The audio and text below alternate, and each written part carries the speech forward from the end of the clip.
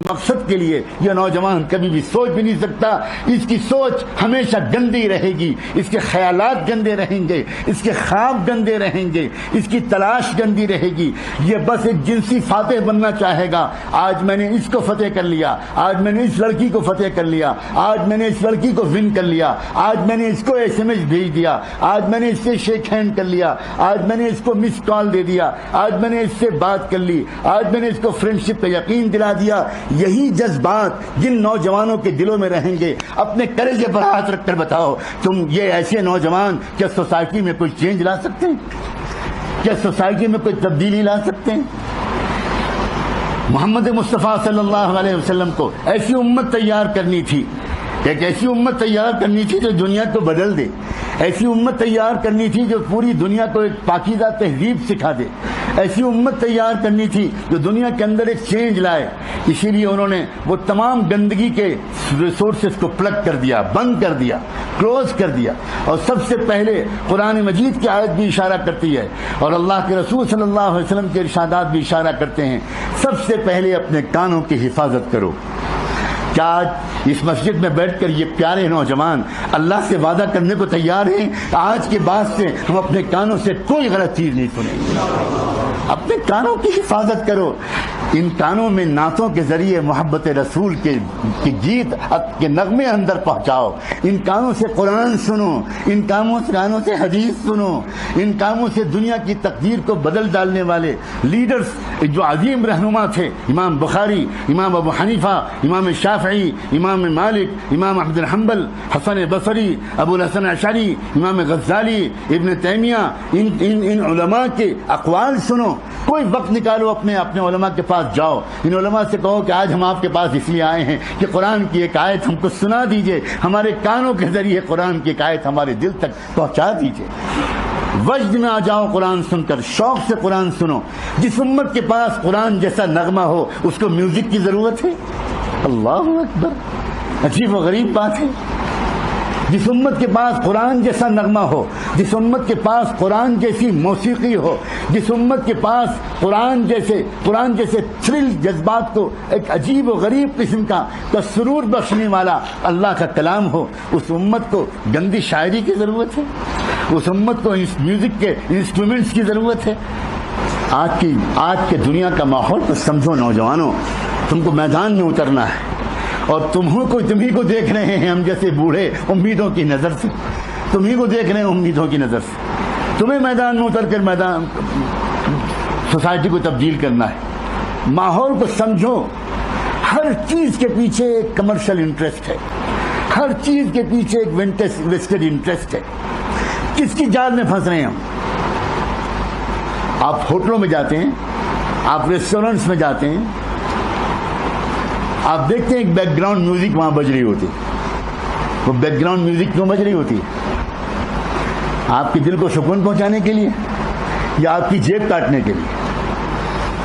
سنیے, R.E. ملینم یہ ایک ریسرچ اسکالر ہے, اس نے 20-25 سال تک اس موضوع پر ریسرچ کیا ہے کہ جو بیک گراؤنڈ میوزک ہوتی ہے اس کے ایفیکٹس کیا کیا پڑتے ہیں. اس نے ہنڈریڈس آف پیجز لکھے, کیا کیا اثر پڑتے ہیں بیک گراؤنڈ میوزک کے. اس نے لکھا کہ the tempo of background music in a restaurant affects the customers in the restaurant with respect to the duration of their meals. Back ground music ان لوگوں کو اس پر مجبور کرتی ہے کہ وہ دیر تک بیٹھے رہیں اور کھانا آرڈر کرتے رہیں, اور کھانا کھائیں اور کھانا کھائیں اور کھانا کھائیں. And the amount of money they spend, اور زیادہ پیسہ ان کی جیب سے نکلے. تو بیک گراؤنڈ میوزک آپ کے دل کو سکون پہنچانے کے لیے نہیں بجائی جاتی, بیک گراؤنڈ میوزک آپ کی جیب کاٹنے کے لیے بجائی جاتی ہے, آپ کو محتاج المفلس بنانے کے لیے جاتی ہے. شاپنگ مالز میں آپ جاتے ہیں, وہاں میوزک بجتی ہے, وہ عام میوزک نہیں ہوتی. صرف اس میوزک کو ڈیزائن کرانے کے لیے ان شاپنگ مالز والے یا اس کمپنی والے جو اس میوزک کو دنیا کے اندر بھیجتے ہیں اور بیچتے ہیں, سیل کرتے ہیں, صرف وہ ڈیزائن کرانے کے لیے $100 and $200 million پے کرتے ہیں وہ راک سنگرز کو اور پاپ سنگرز کو, صرف وہ والی میوزک ڈیزائن کرنے کے لیے شاپنگ مال میں بجایا جاتا ہے. اور وہ جو شاپنگ مال میں جو میوزک ہوتی ہے اس میوزک کا اثر یہ ہوتا ہے get it get it get it get it, اس کے بیک گراؤنڈ میں ہوتا ہے ایک بسملینل امپیکٹ پڑتا ہے دماغ پر. عجیب و غریب قسم کی ترقی کا ریسرچ ہو رہے ہیں.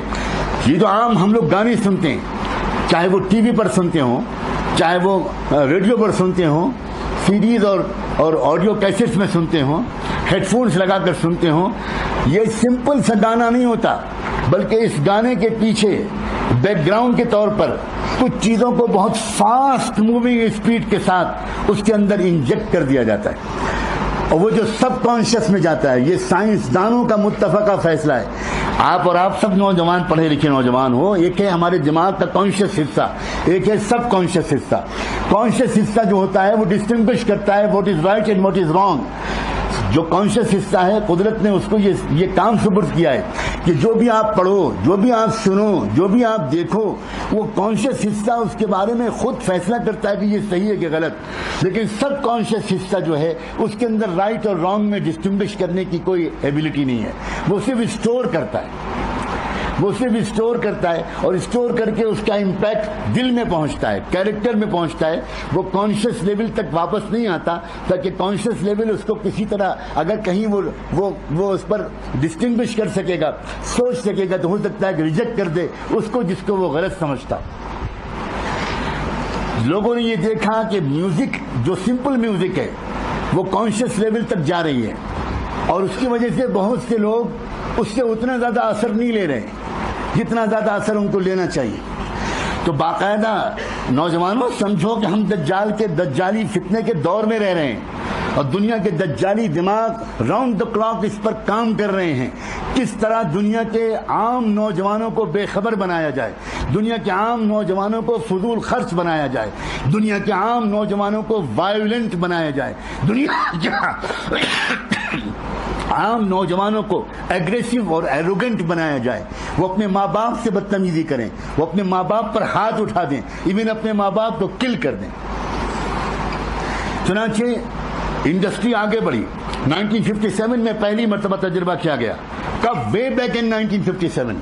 کتنی پرانی بات ہے وہ، اور آج وہ کہاں تک پہنچ گئی ہے. سب سے پہلے بیک گراؤنڈ میں کسی گانے کے اندر بالکل جس میں کوئی ورڈ سنائی نہیں پڑتے، بہت فاسٹ موونگ ایک میسج جاتا ہے، وہ اس میوزک کے پیچھے جاتا ہے. لیکن وہ میوزک کے پیچھے جو میسج جاتا ہے وہ سب کانشیس میں اثر کرتا ہے، کانشیس میں اثر نہیں کرتا. کانشیس میں تو آدمی صرف اس گیت اور گانے کے الفاظ سن کر ناچتا اور تھرل کرتا ہے، موو کرتا ہے. لیکن سب کانشیس میں کوئی میسج اندر ڈالا جاتا ہے، اور پھر اس پر ایکسپیریمنٹ کیے گئے ہیں. میں بہت سے ریکارڈز میرے پاس اللہ کے شکر ہے محفوظ ہیں، میں سب کچھ سنا کر بوجھل نہیں کرنا چاہتا. بہت سے ریکارڈز محفوظ ہیں. واشنگٹن میں، ہیوسٹن میں، کینیڈا میں کتنی عدالتوں میں مقدمات چلے، کیسز چلے، اور جب پتا چلا کہ فلاں نے کل کیا کسی کو، فلاں نے اپنی ماں کو مارا، فلاں نے اپنے باپ کو مارا، فلاں نے خود اپنے آپ کو سوسائڈ کیا، تو پھر کیوں سوسائڈ کیا، کیا ریزن تھی اس کے پیچھے کیا ریزن تھا. تو کورٹ نے آرڈر کیا اس علاقے کے کسی بڑے سائیکولوجسٹ کو اور کسی بڑے میڈیکل ریسرچ اسکالر کو کہ وہ اس نوجوان کی جس نے اپنیوں کو مارا، وہ اس نوجوان نے جس نے اپنی ماں کو مارا، جس نے اپنے باپ کو مارا، جس نے اپنے گھر میں آگ لگا دی، جس نے اسکول میں گھس کر ایک دم شوٹنگ کر دیا. آپ نے ابھی 1.5 سال پہلے کا کیس آپ نے سنا ہوگا. ایک آدمی گھسا اور ایک اسکول میں اس نے معصوم بچوں کو مار دیا. یہ کیا ہو رہا ہے؟ یہ ہو کیوں رہا ہے؟ یہ ہو رہا ہے میوزک کی وجہ سے. اس میوزک میں باقاعدہ اس میوزک میں تجربے کیے جا رہے ہیں. کل ہم، کل ہر، کل your mom, call your dad, call your mom, call your dead. اب وہ ہزاروں مرتبہ سب کانشیس کل your mom call your dead سنتا ہے، وہ ناچ رہا ہے اور وہ تھرل کر رہا ہے، موو کر رہا ہے اس میوزک کو سن کر. لیکن اس کے پیچھے سب کانشیس میں کل your mom, call your dad, call your mom, call your dad. Try it, why don't try it, try it, shoot. نکلا، باقاعدہ ریسرچ کیا گیا، برین کی مشینیں لگائی گئی اس انسان کے دماغ پر جس کو پکڑا گیا تھا، جس نے مارا تھا. مشینیں لگائی گئی، میپ کیا گیا برین کے میپ کو، تو برین کے میپ کے اندر پرنٹڈ میٹر نکلا. شوٹ، کل. جب اس کے بعد اس نوجوان کو علاج کرا کر زندہ کیا گیا، ہوش میں لایا گیا، اور اس کے بعد اس سے پوچھا گیا کہ یہ تمہارے برین میں کل کل کل کل کہاں سے آ رہا تھا، یہ بل تمہارے برین میں شوٹ شوٹ شوٹ کہاں سے آ رہا تھا؟ تو اس نے کہا آئی ڈونٹ نو، مجھے نہیں پتا۔ اس سے پوچھا کہ تم کیا سنتے تھے؟ تو اس نے بتایا میں راک میوزک سنتا تھا، میں فلاں اسٹار کا بہت بڑا فین ہوں، اس کے کمرے میں اسی اسٹار کے فوٹو لگے ہوئے، اس کے جیکٹ میں اسی کے فوٹو لگے ہوئے، اس کے موبائل میں اسی کے فوٹو۔ تب پھر اس کے بعد کسی ریسرچ اکیڈمی کو کورٹ کی طرف سے دیا گیا کہ اس میوزک کا انالائسس کریں، ڈیپ سائنٹیفک انالائسس کریں، اور اس میں نکلا یہ بات کہ اس کے اندر تھا kill kill kill shoot shoot shoot kill your mom kill your dad why don't try stand up and shoot یہ سب میسیجز اس کے اندر تھے۔ تب کورٹ نے فیصلہ کیا کہ یہ جو آدمی ہے اس نے دراصل یہ جو کچھ کیا ہے یہ اس میوزک کے دراصل اثر کی وجہ سے کیا ہے۔ اب پھر ایک مرتبہ اللہ مجھے اور آپ کو شکر کی توفیق دے، 1500 سال پہلے دنیا میں کسی سائنسدان نے یہ ریسرچ نہیں کیا تھا، لیکن قربان جائیں محمد رسول اللہ صلی اللہ علیہ وآلہ وسلم کے کہ انہوں نے پہلے سے کہہ دیا قریب مت جانا میوزک کے، قریب مت جانا موسیقی کے، میوزک قتل تک پہنچائے گی، میوزک شراب تک پہنچائے گی، اور میوزک زنا تک پہنچائے گی۔